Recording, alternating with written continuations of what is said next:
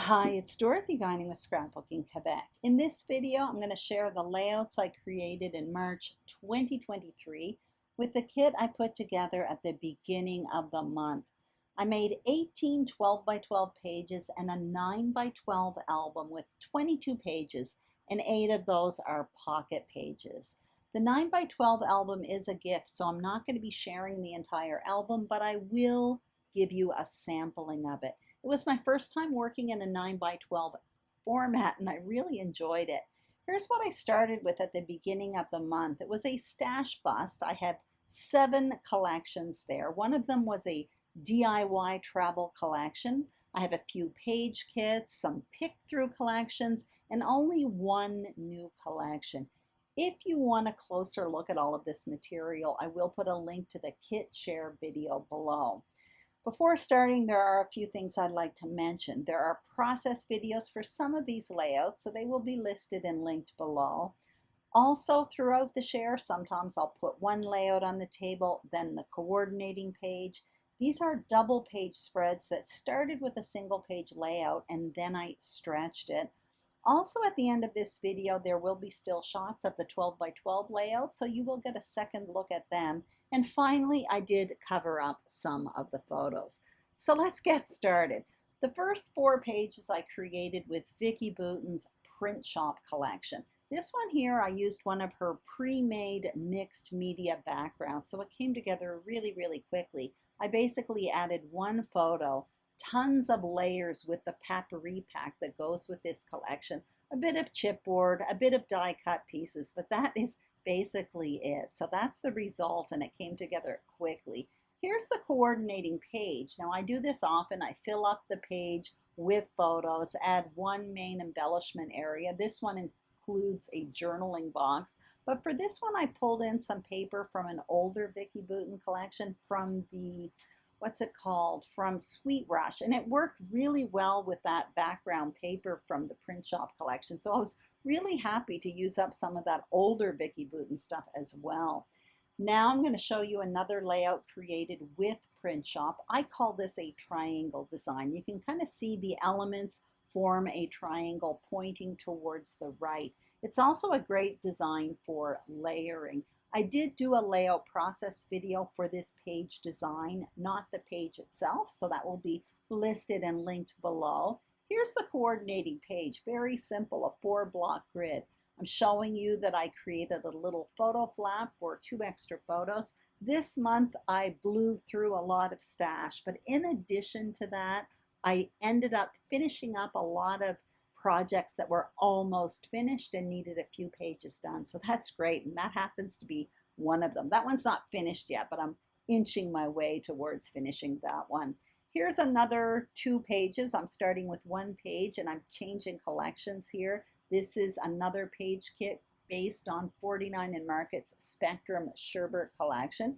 Here's the coordinating page. Once again, a page filled with photos. I repeated some of the same papers, created one main embellishment cluster, and it's strategically placed to create a visual triangle across the 2 pages because there were 2 other embellishment clusters on the right page. I'm changing collections again. This is another page kit based on Heidi Swapp's SUNCHASER collection. This one here is kind of what I like to call a magazine format type of page. And you can see it's very graphic and very lined up. And I did do a layout process video this month where I explain how to create that design. So that will be listed and linked below. Here's the coordinating page, a simple row of photos. I repeated some of the same colors in the paper. And once again, one main embellishment cluster strategically placed to create a visual triangle across the 2 pages. I'm going to change collections again. This one is going to be the Simple Stories Heart Eyes collection, and I created 4 pages with this collection this month. So this one here, I did do it on YouTube for the Scrapbook Nerd, and that's the triangle design I mentioned earlier. I'm going to bring in the page that I showed you earlier. It's the very same page design, only different photos, of course, but also different materials. So you can obviously see it's the same design, but it does look different with different material. Now I'm going to show you the coordinating page, and once again it's going to be a very simple 4-block grid. I kept this one really minimal because I find the page on the right, the original page, is very bright and colorful and full of decorations, so I didn't want the two to be competing one against the other, so I purposefully kept the coordinating page very simple. Here's another one I did with the Simple Stories Heart Eyes collection. So once again, it's another one of those layouts using that magazine format style I mentioned earlier, and I'm going to bring that in as well. So the page on the right, I did do a layout process video for it. I did it for my series called Simple Pages with Impact. In that series on my channel, I try to show you ideas for creating layouts with impact in 1 hour or less. So that will be listed and linked below. Here's another one I created with the Heart Eyes collection. This one I did on YouTube as well. I did it for the Scrapbook Nerd. And in this video, I was scrap lifting myself, but I was scrap lifting a page that I created in 2004, 19 years ago. So in that video, I talked about updating old designs. That will be listed and linked below. I'm changing collections. Now I've moved on to Echo Park Paper's Magic of Winter collection. This one I did it on YouTube for Janet Fritz's monthly YouTube collaboration, Stretch the Sketch. In March, we were working with a Janet Eubank sketch, and I talk all about that in the video that's listed and linked below. I also did 2 more pages with this Echo Park Paper Magic of Winter collection, and you're going to notice it looks very similar to the page that I just showed you. That's because this was my practice page for Stretch the Sketch. I often play around with the sketch and try to stretch it before I actually do it on video, because I find that series or that video a little bit more complicated to do on YouTube. Now I'm changing collections again. The next 2 pages I created with the Chase the Sun collection, which was the Hip Kit Club's August 2022 release. So I started by creating one very simple page, 1 photo, a shelf, a title, and 2 embellishment clusters. And for the coordinating page, once again, I simply filled it up with photos. I used the same coordinating paper, and I created 1 main embellishment cluster strategically placed to create a visual triangle across the 2 pages. So this is the end of my 18 12 by 12 layouts, but like I mentioned earlier, I also created an album, a 9 by 12 album with 22 pages. So I can't show you all of the pages, but I will show you a few of them. So basically, I created this as a gift for somebody, and I wanted to do it quickly, but I didn't want to do a 6 by 8. So I thought I would try a 9 by 12 format. And what I really liked about this album, I got this one at the scrapbook.com.